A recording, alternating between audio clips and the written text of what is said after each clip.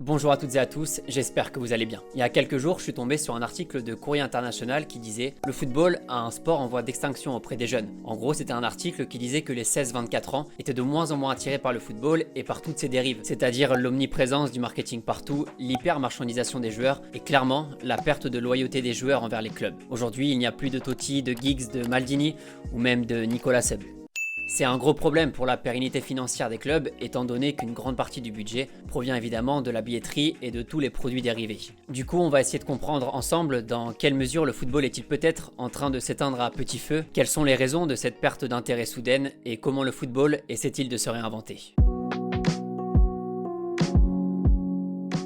Bon, déjà, on va rappeler premièrement que le football est toujours le sport le plus populaire de la planète. La Coupe du Monde en 2018 a rassemblé plus de 3,5 milliards de téléspectateurs, ce qui en fait de loin l'événement le plus suivi de la planète. N'en déplaise aux Américains qui pensent que Tom Brady est plus populaire que Cristiano Ronaldo ou Lionel Messi, alors qu'il a moins d'abonnés que Marcus Rashford. Socialement, le foot est ancré dans notre société et représente un véritable vecteur de lien social, aussi bien dans les clubs, amateurs ou professionnels, que pour les sélections nationales. On n'a jamais vu le pays aussi heureux et uni que lors de la victoire en 98 et en 2018. Et même si moi-même je suis un grand fan de rugby par exemple, j'ai du mal à imaginer les Champs-Élysées comme ça en 2023 si la France vient à gagner la Coupe du Monde. Mais le football, avec ses clubs et ses instances, est en danger et on va essayer de comprendre pourquoi.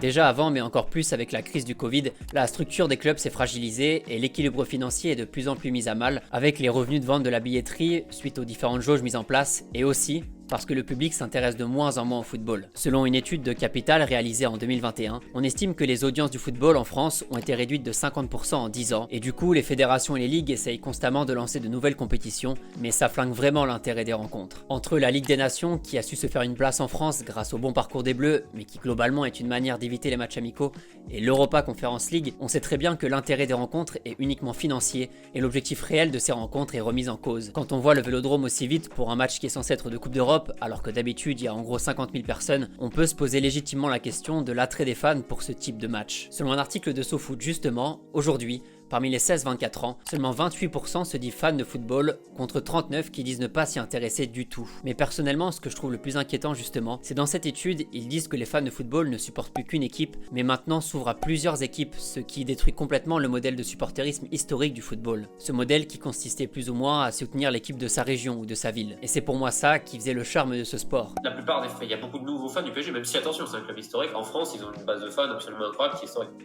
Mais t'as plein de nouveaux fans du PSG ou de mecs qui ont suivi le PSG pour les individualités, les attentats morales. Ouais. C'est l'exemple parfait, le PSG. Mais le football n'a pas pu échapper à un phénomène mondial, la montée de l'individualisme. En gros, on va fêter plus facilement les prestations individuelles que les prestations collectives. Mais t'as aussi au PSG le club qui fait une communication dans ce sens-là. Eux, ils suivent exactement l'individualisme.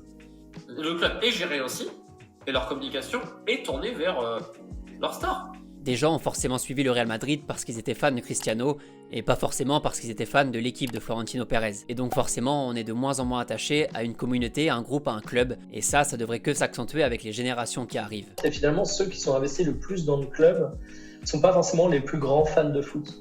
Ça va être des gens qui vont pas forcément avoir une culture foot énorme, mais qui vont se retrouver à être ultra investis dans leur club, dans une logique d'appartenance à un groupe. Et en fait, je trouve ça intéressant de pas décorréler l'intérêt du foot avec ce qui se passe dans notre société d'une manière générale. En fait, la logique de clan, tu la retrouves de plus en plus, et pour beaucoup de personnes, leur clan, c'est leur club. C'est pour ça aussi que tu vois des réactions aussi violentes dès que tu critiques un joueur, dès que tu critiques un club, parce qu'il y en a, c'est comme si tu t'attaquais à leur famille.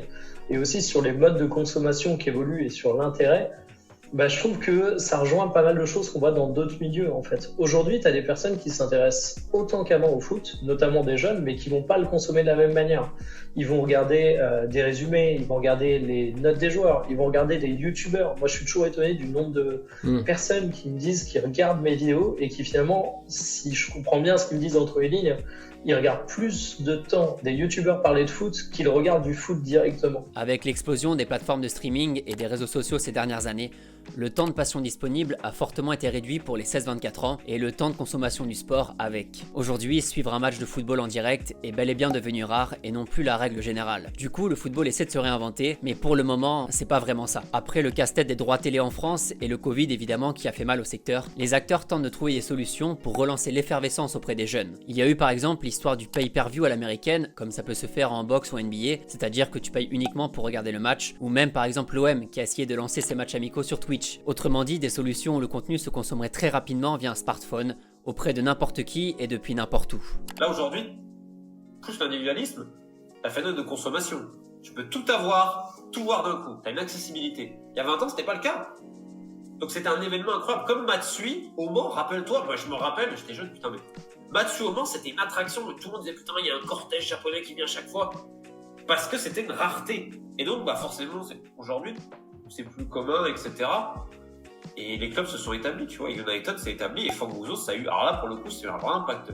Cette bataille de l'attention est l'enjeu du moment et aussi l'inquiétude principale autour du football. Comment relancer cette base d'audience à l'heure où les jeunes disent regarder 2 fois moins de sport que les plus de 25 ans, sachant qu'une partie d'entre eux aussi se tournent vers d'autres sports, par exemple la NBA qui arrive de plus en plus rapidement en France, la Formule 1 qui a repris du galon depuis 2 ans avec la série Netflix, ou même le rugby avec l'équipe de France qui marche de mieux en mieux, dont les audiences de France-Irlande il y a 2 semaines se rapprochent juste de celles de France-Belgique lors de la Ligue des Nations en octobre. Donc toutes les solutions qu'on a listées avant, c'est pas forcément des mauvaises idées, mais ça insinue le changement complet du modèle de retransmission du football et surtout chez nous en France, puisqu'en Angleterre les droits télé s'arrachent et atteignent des sommes folles. Et même si la Ligue 1 cette année est ultra cool avec une course à l'Europe qui s'annonce vraiment sympa à suivre, le modèle va forcément devoir bouger. Le football se consomme différemment aujourd'hui et les clubs ont bien cerné les opportunités d'ouverture à l'international via les nouveaux pays émergents. Il y a eu pendant longtemps les tournées des grands clubs en Asie, la LFP qui voulait faire jouer Monaco-Lyon en Chine sans rien demander aux supporters, et la promotion de la culture PSG via sa collaboration avec Jordan aux US et partout dans le monde. T'as aussi les marchés émergents, t'as le Vietnam qui va devenir un marché émergent, c'est quand même quasiment 100 millions d'habitants.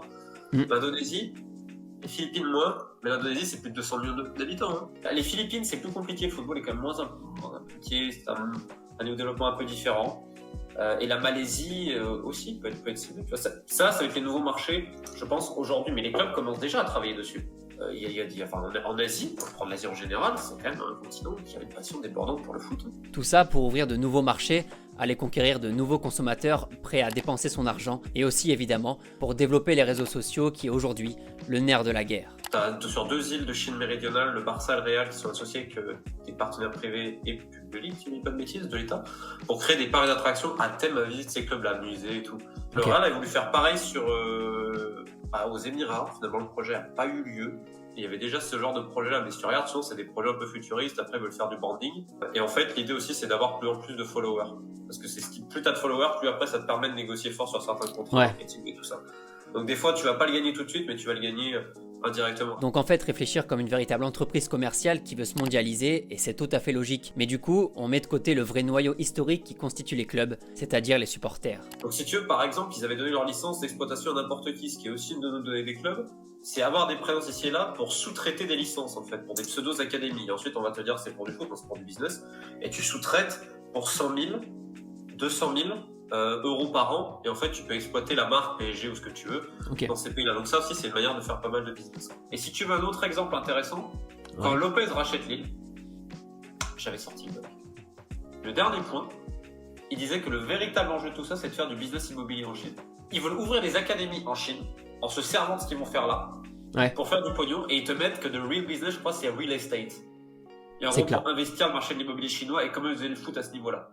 Voilà pourquoi ils ont développé une stratégie vis-à-vis de ce marché spécifique. À côté de tout ça, il y a les instances et leur volonté de réformer constamment les compétitions. En Europe, la réforme de la Ligue des Champions, qui est censée entrer en vigueur en 2024, va transformer la compétition en un championnat de 36 équipes avec plus 6 matchs de poule comme c'était le cas avant pour chaque équipe, mais maintenant 10 rencontres à disputer, ce qui devrait alourdir encore le calendrier des clubs. Et ce qui est intéressant aussi quand on parle d'évolution des formats de compétition européenne, c'est quand tu regardes par exemple la Champions League, la réforme qui va être mise en place en 2024. C'est ça. Si tu gagnes la Champions League, tu joues avec le nouveau format 17 matchs ou 19 si tu passes par les playoffs, au lieu de 13 aujourd'hui. Et en fait, ça fait que tu as un véritable championnat européen qui se met en place, en plus de ton championnat national.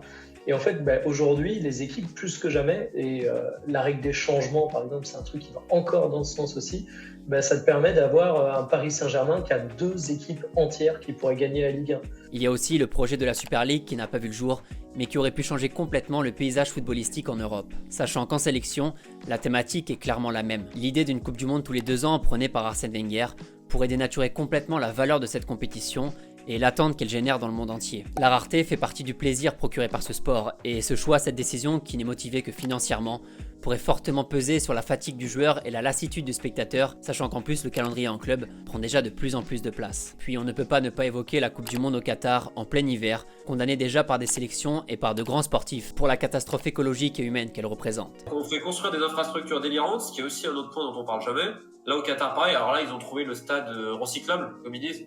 Ils ont démonté ça, c'est les Lego maintenant. Cette perte d'intérêt qui me semble être réelle de deux types de personnes. Certains qui commencent à être dégoûtés de l'évolution du foot, c'est réel. Et on va dire, une jeunesse qui a une manière de consommer le football qui est différente. Et qui va peut-être avec la société, je suis pas sociologue, donc c'est un produit complètement extérieur qui consomme que moi.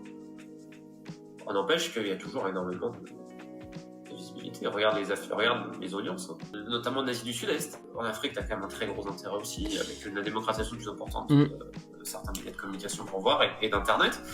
Donc tu as des marchés émergents. Alors ça, c'est pas sur termes de marchandising, sur termes de visibilité, c'est toujours le cas, quoi. Donc aujourd'hui, non, le foot a jamais été aussi puissant. Aujourd'hui, t'as quand même, t'as vu le nombre de compagnies luxueuses, hein, que ce soit d'aéronautique, de vêtements, qui dépendent des chiffres, des sommes astronomiques pour annoncer. Et l'organisation de la Coupe du Monde 2026 aux États-Unis entre complètement dans ce processus de décision. J'en profite aussi pour vous remercier du soutien sous chacune des vidéos, ça fait vraiment plaisir, même si ce format change de ce que je fais habituellement par rapport à tous les comptes de foot. N'hésitez pas à mettre un petit pouce bleu, à vous abonner si ça vous plaît, et mettre en commentaire évidemment ce que vous pensez de ces problèmes et des solutions potentielles à mettre en place pour essayer un petit peu de relancer la machine. Il peut y avoir de très bonnes idées, donc n'hésitez pas.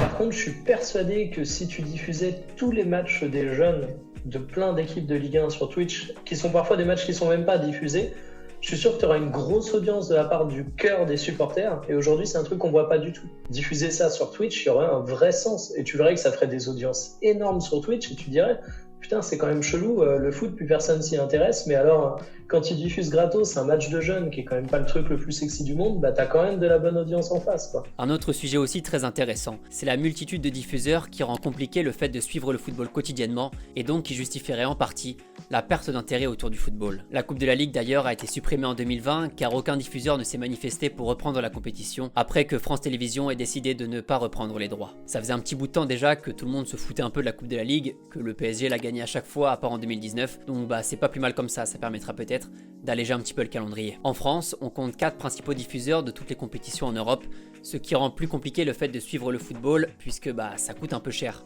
Et tu as la version légale où là tu as déjà une barrière tarifaire qui est absolument énorme et tu as en plus une lisibilité de l'offre qui est compliquée. Donc déjà ça met un gros frein, et en plus sur cette évolution de mode de consommation, sur les droits TV, il y a un acteur que je trouve hyper intéressant, c'est Free, avec sa proposition de semi-direct, alors qui pour moi la brande pas forcément de la meilleure des manières, mais qui pour le coup a eu un nez formidable sur la manière dont on consomme le foot. C'est pareil quand tu regardes le nombre de vues que font les résumés de matchs que mettent les ligues, par exemple, où tu as 5 minutes les meilleures actions et les buts, ça intéresse plein de gens. Ouais.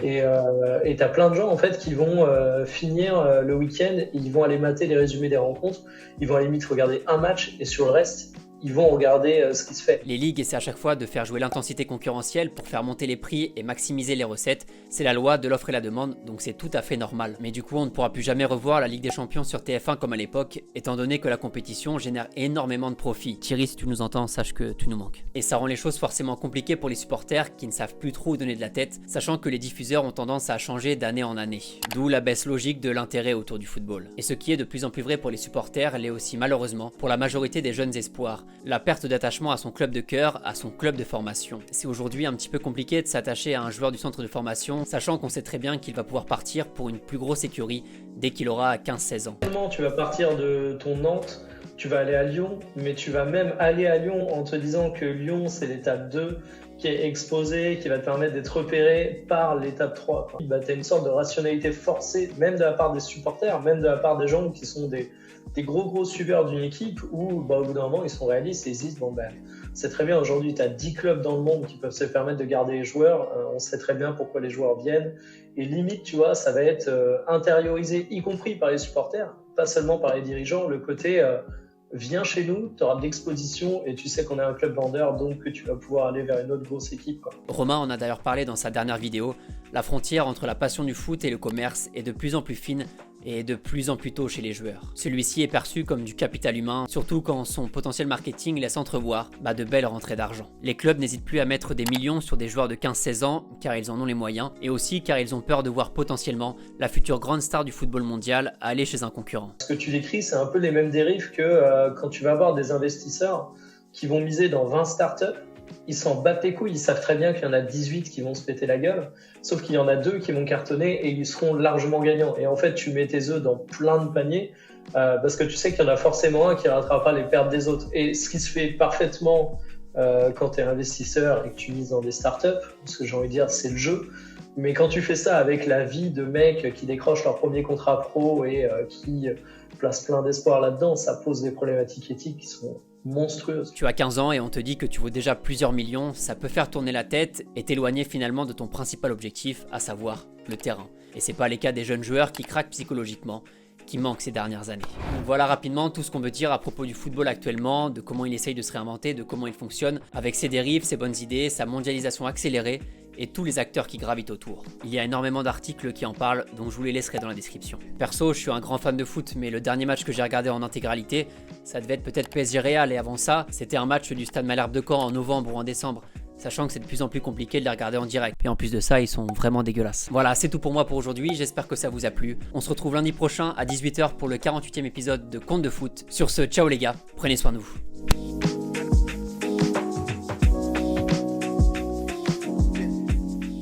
Connaître l'équipe de foot du Pakistan pour avoir été avec eux en qualification du monde face au Cambodge, c'est... Je les adore, hein. Bah c'est dans le livre, non? Ouais. Ça là. Mais c'est... Les mecs sont pas doués, quoi, je peux pas dire autre chose.